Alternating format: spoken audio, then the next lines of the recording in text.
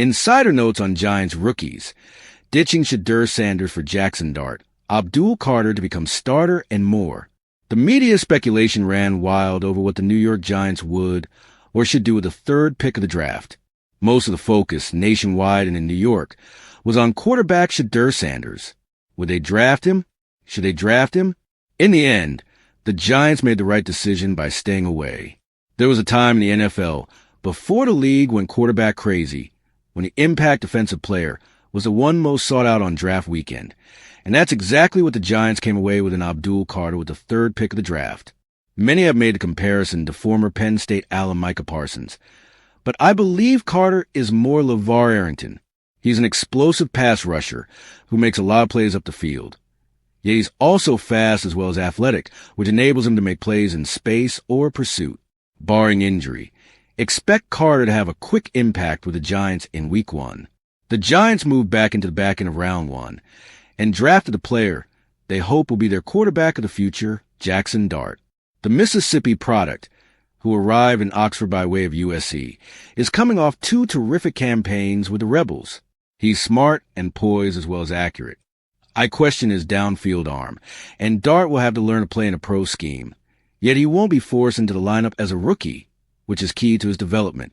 Round 3 saw the Giants turn back to the defensive line with a selection of Darius Alexander. He's an athletic, gap-penetrating lineman who perfectly complements Dexter Lawrence.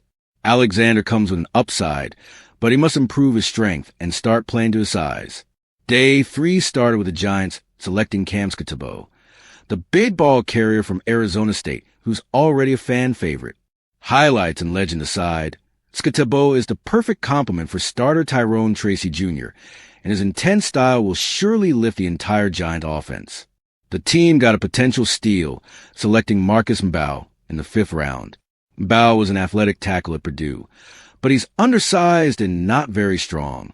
He should develop into a terrific zone-blocking guard with more experience as he physically matures. Tight end Thomas Fidone, too, was another bargain in the final round.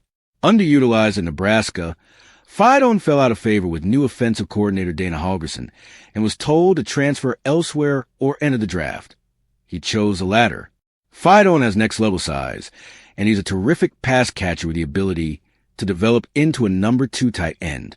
Little-known Corey Black was the team's last choice, and he's a fundamentally sound corner with next-level size, as well as speed, who is a terrific special teams player at Oklahoma State. The Giants signed a dozen UDFAs and came away with 2 terrific receivers. Daquan Felton is a big-bodied receiver with sure hands, while Antwayne Juice Wells Jr. is another well-built wideout with sure hands. Wells was graded as a potential Day 2 pick prior to the 2023 season, but he has since struggled with injury. O'Donnell Fortune was another solid signing, as he's a nice-sized corner with solid ball skills yet poor speed. Grade B+. The Giants did well staying away from the noise and expectations of drafting Jaire Sanders or any other quarterback for that matter, with the 3rd pick, and chose the best player in the draft. They gave little away to move up for Jackson Dart, who they can take their time with, and the rest of their selections will not only have a real chance to make the active roster this season, but also to contribute as rookies.